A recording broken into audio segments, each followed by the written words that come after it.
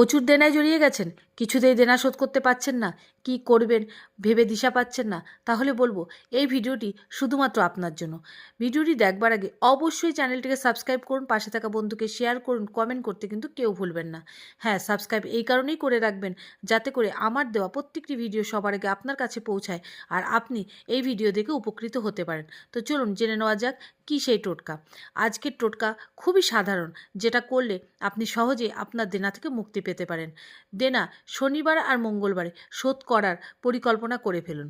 আজ থেকেই শুরু করে দিন, কারণ শনিবার আর মঙ্গলবার দেনা শোধ করলে আপনার দেনা ধীরে ধীরে কমতে শুরু করবে আর এক সময় এসে আপনি দেনা মুক্ত হতে পারবেন।